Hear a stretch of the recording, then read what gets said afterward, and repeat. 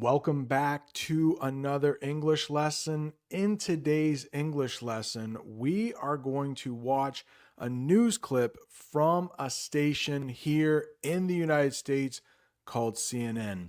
And they are going to be talking about a very big meeting that is happening between Trump and Putin. This meeting will take place in Alaska, and we are going to talk about 15 terms you might hear native English speakers say in conversations, or you might see on the IELTS or TOEFL exam if you are preparing for those. We are going to talk about a couple different phrasal verbs like show up and give up. We will talk about Alaska, the US state that this big meeting is going to take place in. We are going to talk about two ways we use setting the table. One is like how we really use it, and then one is an idiom. If that sounds helpful to you, please go ahead, hit that like button, subscribe if this is your first time here, and let's start watching that news clip together. Begin tonight with a question that could decide the immediate fate of Ukraine and the future of Europe and the NATO alliance, namely which Donald Trump will show up at the summit with Vladimir Putin in Anchorage, Alaska, less than 2 days from now. Will it be the one who spoke today with Ukraine's Volodymyr Zelensky and European leaders, telling them, sources say, that he would not negotiate Ukrainian territory with Vladimir Putin?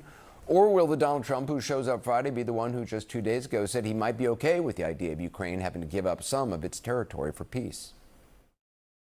There'll be some land swapping going on. I know that through Russia and through conversations with everybody, to the good, for the good of Ukraine. Good stuff, not bad stuff. Also, some bad stuff for both. He didn't specify who would be negotiating that land swapping, as he called it. He also did not acknowledge that the land in question was taken by a foreign aggressor. The first term they used in the newscast that I thought might give you trouble is fate. Fate. Now that means what happens to someone or something in the future. This is often something that you can't control. It was his fate to become a famous singer. I hope it is your fate to become a great English speaker. We use this phrasal verb all the time in English. Show up.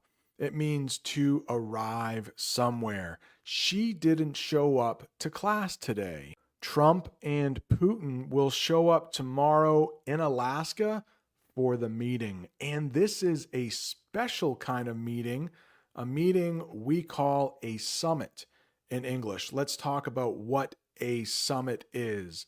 A meeting between leaders of countries. The two presidents met at a summit to talk about peace. Sometimes you will hear summit when they are talking about the top of a mountain. Please let me interrupt this English lesson for just a second. If you are looking for a speaking partner, I can be your speaking partner.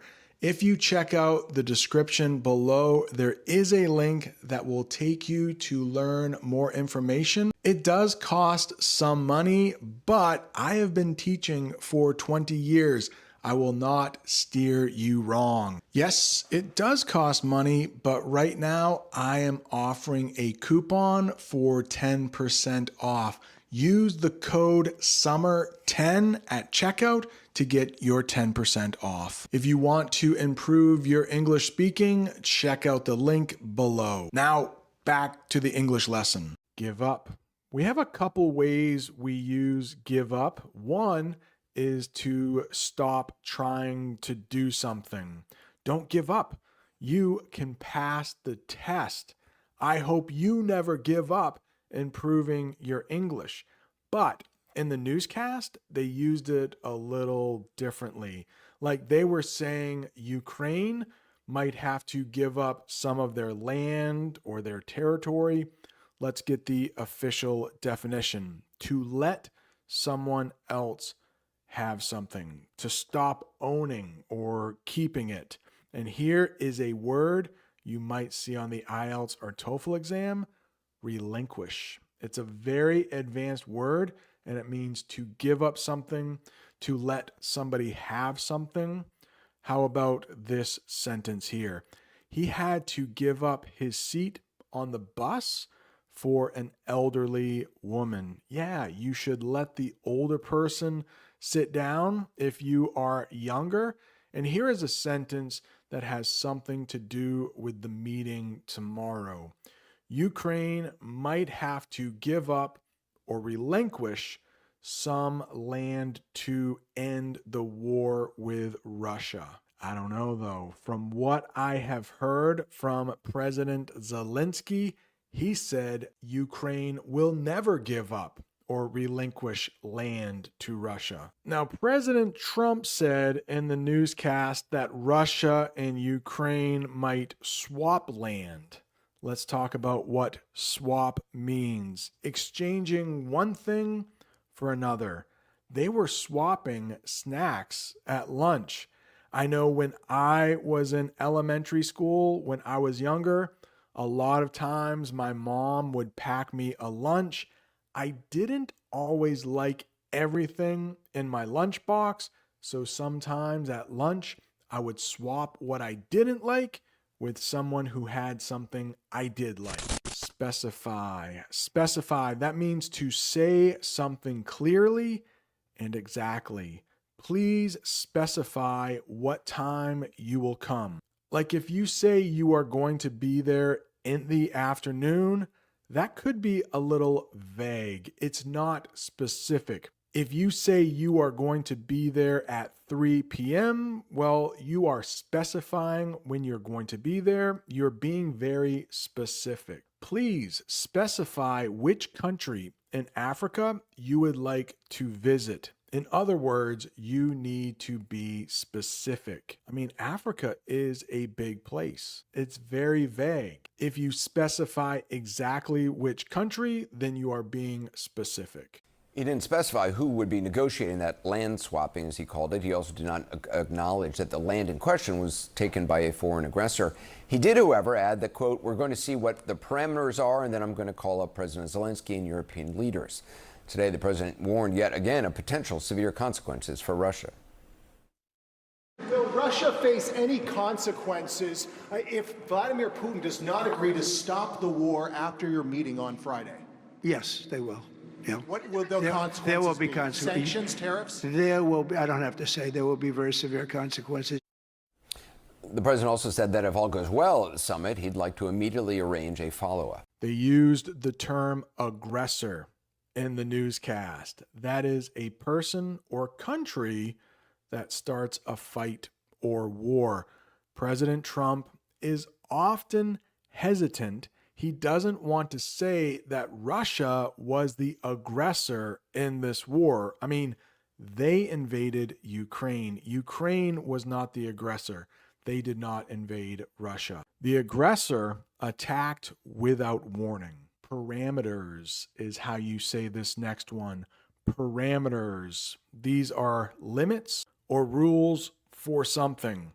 The teacher set parameters for the project. One parameter might be when it is due. When does it need to be finished by? Now, I just made this sentence up. I don't know if these parameters are true, but some of the parameters for the meeting were that it had to last less than 2 hours and it had to take place in Alaska. I'm sure this meeting will last longer than 2 hours. Just a couple examples there.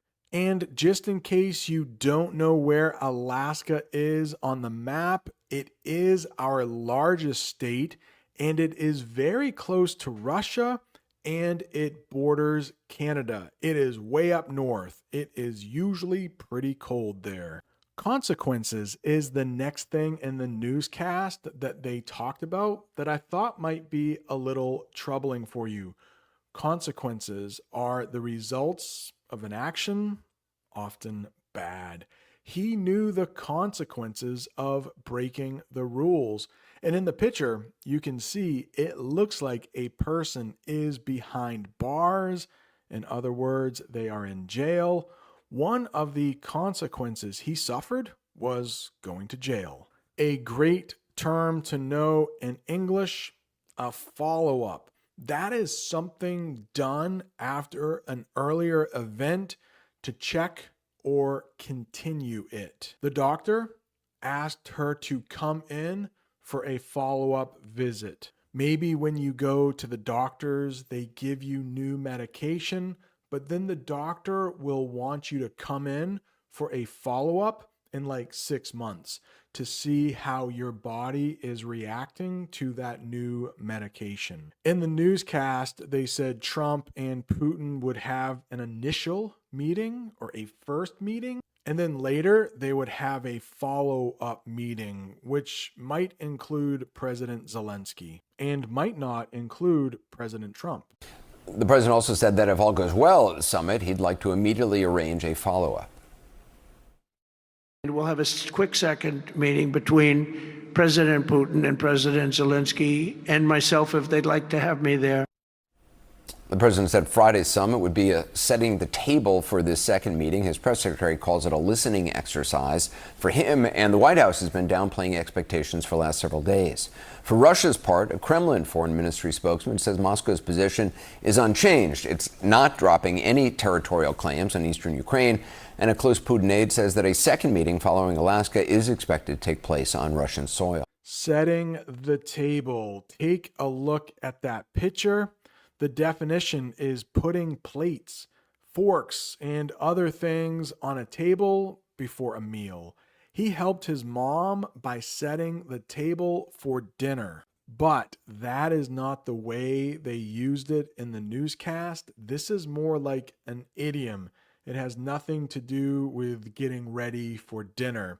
This means preparing for something important so it is ready to happen. Here is a very long sentence, but I think it explains setting the table perfectly. The boss spent the morning setting the table for the big afternoon meeting by making sure everyone had the documents they needed. Like one way that you could set the table before taking a big test like the IELTS or TOEFL exam is to study hard. Get plenty of sleep the night before. Arrive early to take your test. If you do those things, you would be setting the table to have a successful result. Downplaying. Downplaying, that means making something seem less important than it is. She was downplaying her role in the project, so she didn't want to be the leader. What about this? She downplayed the surgery to her family. She didn't want them to worry. Like this could be a serious surgery, but she told her family, it's no big deal. Don't worry about it. Okay, down in the description, there is a quiz you can take for all of these words, but let's take a couple questions right now and see how you did. Swapping. Do you remember that? Swapping, does it mean eating quickly? Does it mean trading one thing for another? Does it mean losing something? If you swap something, do you lose it? Or are you buying something expensive? Swapping means B, trading one thing for the other. What about an aggressor in English? Is that someone who starts a fight or war? Someone who helps in a fight? Someone who makes peace? Or someone who studies history? Do you need a couple seconds to think? I hope you said an aggressor is A, someone who starts a fight or war. Congratulations, you made it to the end of a very advanced English lesson. Don't forget, if you would like to speak with me one-on-one, I am offering classes. Check out the description for more information. Thanks so much for watching. See you next time.